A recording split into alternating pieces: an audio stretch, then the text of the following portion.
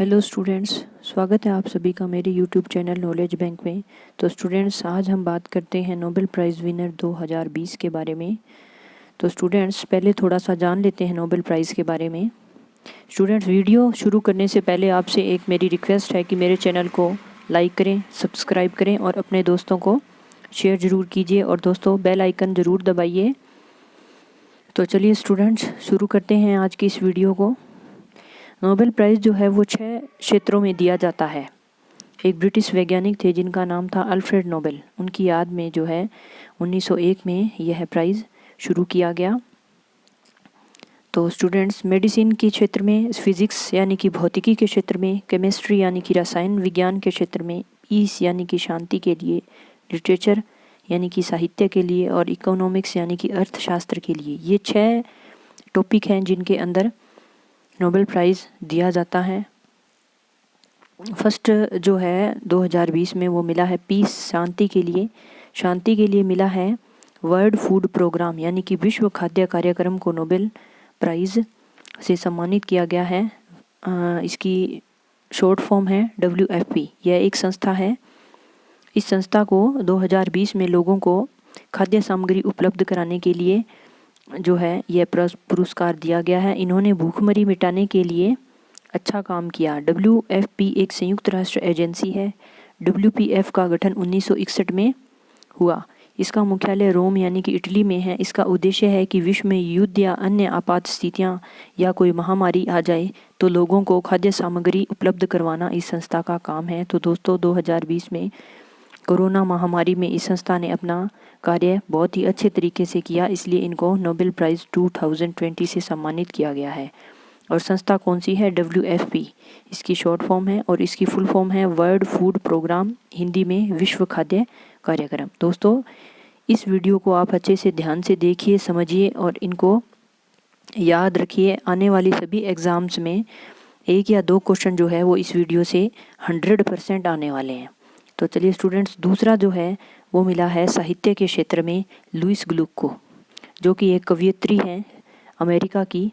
इनको सुरीली काव्यात्मक आवाज़ के लिए साहित्य में नोबेल पुरस्कार 2020 से सम्मानित किया गया है। इनकी प्रसिद्ध पुस्तक है एवरेनो बुक। लुईस ग्लुक की प्रसिद्ध पुस्तक कौन सी है? एवरेनो बुक। और यह 2006 में प्रकाशित की गई थी, जो कि बहुत ही प्रसिद्ध पुस्तक है। तीसरा जो है वो मिला है भौतिकी के क्षेत्र में। 3 वैज्ञानिकों को दिया गया, जिसमें पहले हैं रोजर पेनरोज, दूसरे हैं रेनहर्ड गेंजेल और तीसरे हैं Andrea gauge. Students, Roger Penrose जो हैं, इनको नोबेल प्राइज़ में जो राशि मिलती है उसका 50% ये अकेलों को मिलेगा और ये जो 2 हैं इनको बाकी का 50% जो है वो आधा आधा मिलेगा। रोजर पेनरोज जो है, इन्होंने ब्लैक होल की खोज की। जिस ब्लैक होल पर आइंस्टीन को भी विश्वास नहीं था कि हमारी जो गैलेक्सी है उसके अंदर कोई ऐसा ब्लैक होल है, इस बारे में आज तक किसी को पता नहीं था। तो इनके रहस्यों के बारे में इन्होंने रोजर पेनरोज ने जो है इसकी खोज की है, इनके रहस्यों का पता लगाया है, इसलिए इनको 50% राशि जो है वो इनको अकेलों को मिलेगी। और रेनहर्ड गेंजेल और एंड्रिया गेज ने सबसे बड़ी दूरबीन का उपयोग कर, विश्व की सबसे बड़ी दूरबीन का उपयोग कर हमारी आकाशगंगा के मध्य सुपरमेसिव ब्लैक होल होने का पता लगाया है। एंड्रिया गेज जो हैं वो चौथी महिला है जिन्होंने भौतिकी का नोबेल पुरस्कार जीता है और 1903 में मैडम क्यूरी ने जीता था। अब दोस्तों, हम देखते हैं कि what is black hole. Black hole क्या है? तो स्टूडेंट्स, ब्लैक होल जो है वो अंतरिक्ष में एक ऐसी जगह है जहाँ ग्रेविटी इतनी स्ट्रांग है कि यदि उसकी सीमा के पास कोई वस्तु चली जाए तो वह कभी भी बाहर नहीं आ सकती, उसी के अंदर हमेशा के लिए घूमती रहती है। इस हॉल को ब्लैक होल कहा जाता है। स्टूडेंट्स, आपने देखा होगा किसी पिक्चर में या कहीं पर भी, ऐसी कई बार गूगल वगैरह पे ऐसी पिक्चर आती रहती है कि आकाश गंगा के अंदर एक ऐसा गोल गोल होल है जिसके अंदर ऐसे गोल गोल ग्रेविटी घूमती रहती है। अगर मान लो हम लोगों ने कोई वस्तु फेंकी है, जैसे कि अगर आपको इनके वैज्ञानिकों के नाम याद रखने हैं, जैसे कि रोजर पेनरोज है। मान लो कि रोजर ने यहाँ से पेन फेंका और वो पेन जो है वो इस ग्रेविटी के पास चला गया, तो वो पेन इसमें हमेशा के लिए घूमता रहेगा। तो आप अच्छे से याद रख सकते हैं कि इसके पहले वैज्ञानिक है रोजर पेनरोज, और उस पेन को या जो वस्तु इस हॉल के अंदर चली गई हम उसे कभी भी वापस नहीं ला सकते। इसके अंदर इतनी स्ट्रॉन्ग ग्रेविटी है कि वो वस्तु हमेशा हमेशा के लिए इसी के अंदर जो है वो घूमती रहेगी और इस हॉल के अंदर चली जाएगी। तो स्टूडेंट्स आप याद रख सकते हैं कि रोजर ने पेन फेंका और रोजर पेनरोज हो गया। तो स्टूडेंट्स आपको पता लग गया होगा कि ब्लैक होल क्या होता है और इसकी खोज जो है वो कौन कौन से 3 वैज्ञानिकों ने की। तो पहले हैं रोजर पेनरोज और दूसरे रेनहर्ड गेंजेल और तीसरी हैं महिला हैं Andrea Ghez. Roger Penrose, Reinhard Genzel और एंड्रिया गेज, इन तीनों को भौतिकी के क्षेत्र में यानी कि फिजिक्स में, किसमें, फिजिक्स में नोबेल प्राइज़ 2020 से सम्मानित किया गया है, जिसकी 50% राशि अकेले रोजर पेनरोज को मिलेगी और 25% जो है वो रेनहर्ड गेंजेल और एंड्रिया गेज को दी जाएगी। अब आगे नेक्स्ट जो है वो चिकित्सा के क्षेत्र में मिला है नोबेल प्राइज़। चिकित्सा के क्षेत्र में भी 3 वैज्ञानिकों को प्राइज़ दिया गया है। फर्स्ट हैं हार्वे जे ऑल्टर है, सॉरी जी नहीं है ये, हार्वे जे ऑल्टर। दूसरे हैं माइकल ह्यूटन और तीसरे हैं चार्ल्स एम राइस। कौन से हैं? Charles M rice. इन वैज्ञानिकों को ये राशि दी गई है। इन तीनों वैज्ञानिकों को हेपेटाइटिस सी वायरस की खोज करने के लिए चिकित्सा के क्षेत्र में नोबेल प्राइज़ मिला है।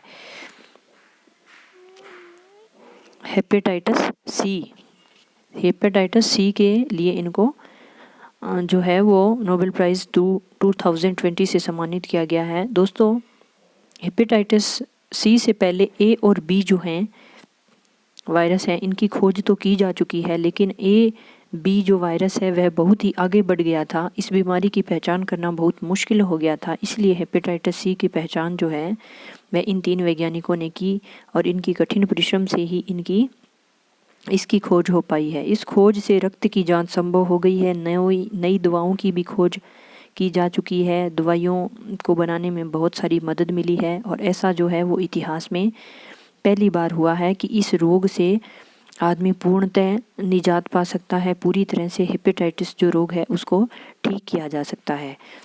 तो स्टूडेंट्स इस बीमारी से जो है वो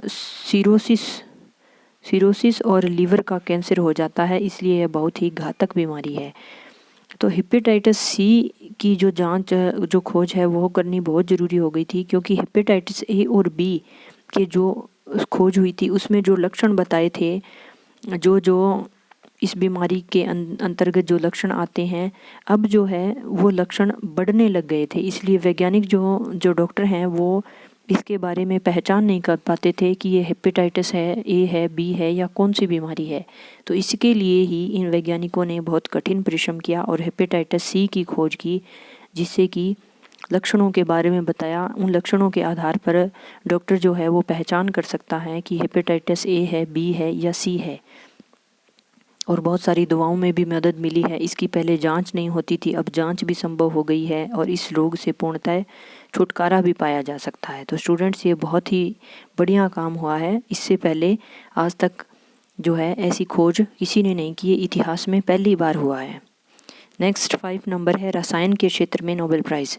रसायन के क्षेत्र में नोबेल प्राइज़ 2 वैज्ञानिकों को मिला है, इमानुअल चारपेंटियर और दूसरा है जेनिफर दाउदना।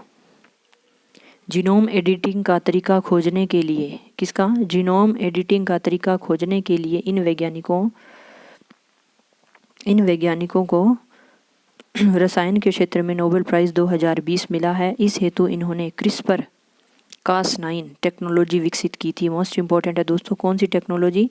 क्रिस्पर कास9 टेक्नोलॉजी विकसित की है। इस टेक्नोलॉजी की मदद से डीएनए में बहुत बदलाव किया जा सकता है, जैसे कि डीएनए को नष्ट करना, डीएनए को रिप्लेस करना, डीएनए को मॉडिफाई करना। यदि किसी व्यक्ति को जेनेटिक बीमारी है यानी कि आनुवंशिक बीमारी है तो जीन एडिटिंग के द्वारा उसे ठीक किया जा सकता है। यह जेनेटिक इंजीनियरिंग के अंतर्गत आता है। कहने का मतलब है कि व्यक्ति में जेनेटिक जो गुण होते हैं, जैसे कि अगर किसी के पेरेंट्स पेरेंट्स ज़्यादा लंबे नहीं हैं, मान लो बोने हैं, तो उनकी संतान जो है वो बोनी हो सकती है, बोनी हो भी सकती है, नहीं भी हो सकती। लेकिन इन्होंने क्या किया कि उस डीएनए में ये चेंज करके उस बोनेपन वाले गुण को एडिट कर सकते हैं, यानी कि उसे निकाल सकते हैं, उसे नष्ट कर सकते हैं, उसमें चेंजिंग कर सकते हैं। पहले जो है ये टेक्निक आज तक कभी भी विकसित नहीं हो पाई थी। डीएनए में जीन होते हैं वही आगे जो है संतानों में चले जाते हैं गुण, और फिर संतान में भी वैसा ही होता है जैसा उनके पेरेंट्स में देखने को मिलता है। तो इन्होंने बहुत बड़ी उपलब्धि प्राप्त की है जीन एडिटिंग के द्वारा, और इसको जेनेटिक इंजीनियरिंग भी कहा जाता है। नेक्स्ट 6 नंबर जो है वो इकोनॉमी, अर्थशास्त्र के क्षेत्र में नोबेल प्राइज़ मिला है 2 लोगों को, पॉल मिलग्राम और रॉबर्ट विल्सन को। इन दोनों वैज्ञानिकों ने नीलामी के सिद्धांत में सुधार करने, नीलामी यानी कि अगर कोई वस्तु नीलाम हो चुकी है, कोई भी प्रॉपर्टी नीलाम हो चुकी है, तो उसके लिए इन्होंने नई तरीकों का आविष्कार किया है, इसलिए इनको यह प्राइज़ दिया गया है। तो स्टूडेंट्स, ये सभी जितने भी वैज्ञानिक हैं और जितने भी नोबेल प्राइज़ 2020 में दिए गए हैं, यह परीक्षा आने वाली सभी परीक्षाओं की दृष्टि से बहुत ही ज़्यादा मोस्ट इम्पॉर्टेंट है। तो आपसे मेरी रिक्वेस्ट है कि दोस्तों, अगर आपको मेरा वीडियो पसंद आए तो चैनल को लाइक कीजिए, सब्सक्राइब कीजिए और अपने दोस्तों को शेयर ज़रूर करें दोस्तों, और कमेंट बॉक्स में कमेंट ज़रूर करें। तो स्टूडेंट्स, आज के लिए इतना ही, बाकी हम देखेंगे नेक्स्ट वीडियो में। धन्यवाद।